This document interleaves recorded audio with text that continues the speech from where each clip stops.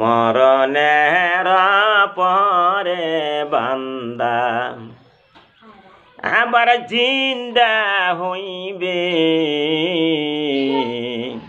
হাসরের ময়দানে আল্লাহ হিসাব লইবে। হাসরের ময়দানে আল্লাহ হিসাব লইবে।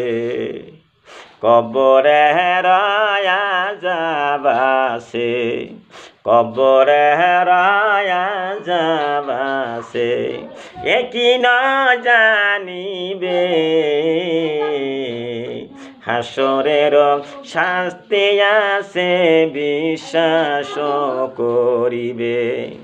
হাসরের শাস্তি আছে বিশ্বাস করিবে। মুনকির নকির ফেরেশতা ভাই গো কবরে সুয়াল করিবে। যেজন ব্যক্তি মুনকির নকিরের সুয়ালের জবাব, যেজন ব্যক্তি সুয়ালের জবাব দিতে যে পারিবে, কবরের মধ্যে সেজন ভাই গো শান্তিতে থাকিবে। কবরের মধ্যে সেজন ভাই গো শান্তিতে থাকিবে। মিজানের পাল্লা খারা, মিজানের পাল্লা খারা আমল মাপিতে, নেকি বুদ্ধি সব দেখিবে ওই জাগাতে। নেকি বুদ্ধি কি করেছ দেখিবা ওই জাগায়। পুলসেরা হাতের পুল আল্লাহ, পুলসেরা হাতের পুল আল্লাহ রাখছে দোজকের উপরে। নেকি বুদ্ধি যা করেছ দেখিবা ওই জাগায়। নেকি বুদ্ধি যা করেছ দেখিবা ওই জাগায়। চুলের মতন চিকন ফুলো, চুলের মতন চিকন ফুলো তলোয়ার হইতে ধার, তলোয়ার হইতে ধার। পাও কাইটা পরে যাবে যত গুনাহগার, পাও কাইটা পরে যাবে যত গুনাহগার। বেহেশত দোজকে আমার আল্লাহ, বেহেশত দোজকে আমার আল্লাহ করেছেন সৃজন। বেহেশতে নেককার গুণ, দোজকে পাপী গুণ। বেহেশতে নেককার গুণ, দোজকে পাপী গুণ। এই সমস্ত ভাই গো তোমরা বিশ্বাস করিব, এই সমস্ত বিশ্বাস করলে ঈমানদার হইবা।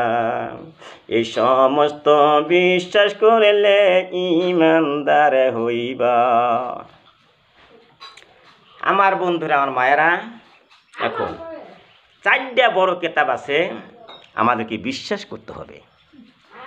যেমন জবুর, তৌরাত, ইনজিল, কোরআন, 4টা কিতাব বিশ্বাস করতে হবে।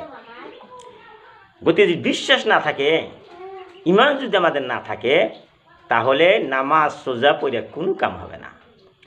এখন দেখেন, আমরা যারা অঙ্ক করি, প্রথম 1 নেকি 1 লেখা তার ডাইন একটা শূন্য দিলে 10 হয়ে যায়, আরেকটা শূন্য দিলে 100 হয়ে গেল, আরেকটা শূন্য দিলে 1000 হয়ে গেল। এখন যত শূন্য দিবেন লাখ লাখ কোটি কোটি হবে। এখন দেখা গেল শূন্যের বাম যে 1 যে লিখছি, যে 1টা মিশিয়ে দেই, শূন্যর কোনো মূল্য থাকে না। ওই মতনই আমরা যদি আমাদের ইমান না থাকে, ইমান মানে এক, ইমান যদি না থাকে, আমরা যেমন ইমান আনছি তারপরে নামাজ রোজা যত কিছু করো না কেন কোটি কোটি নেকি হয়েই থাকবো। এখন একই আমাদের নাই, ইমানই নাই, যত নামাজ রোজা আছে একটারও কোনো মূল্য নাই। আপনি কার নামাজ পড়েন, আপনি কার রোজা থাকেন, আল্লাহ যে আছে এটা অন্তর দিয়ে বিশ্বাস করতে হবে। এর নাম হচ্ছে ইমান। আরেকটা কথা কি, বিশ্বাস করলে হবে না, ইমান এবং আমল জড়িত। আল্লাহকে বিশ্বাস করবেন, নামাজ পড়বেন, আল্লাহকে বিশ্বাস করবেন, রোজা থাকবেন, হ্যাঁ এবার করতে পারেন, ইমান এবং আমল করতে পারেন, তাহলে জান্নাতে সুবহানাল্লাহ। তারপরে আমি অতি প্রথমে একটা আয়াত পাঠ করছিলাম, বিসমিল্লাহির রহমানির রহিম, ওয়ামা কানাল্লাহু লিয়াজলিমাহুম ওয়ালাকিন কানু আনফুসাহুম ইয়াজলিমুন। আমার আল্লাহ বলতেছেন, দুনিয়ার মানুষ, বিশ্বের মানুষ, তোমরা জানিয়া রাখো, আল্লাহ কয় দুনিয়ার মানুষ, আমি কারো প্রতি জুলুম করি না, অত্যাচার করি না। তারা নিজেরাই নিজের জুলুম নিজেরাই নিজের উপরে টানিয়া আনিয়াছে, নাউজুবিল্লাহ। দুনিয়ার মধ্যে বন্ধুরে আরে ঘন্টার পর ঘন্টা, মাসের পর মাস, বৎসরের পর বৎসর কত বালা মুসিবত আসতেছে, ভূমিকম্প হইতেছে, কত কয়রা বেড়াম বর্ষত বেমার হইতেছে, এগুলা কেরো আসতেছে।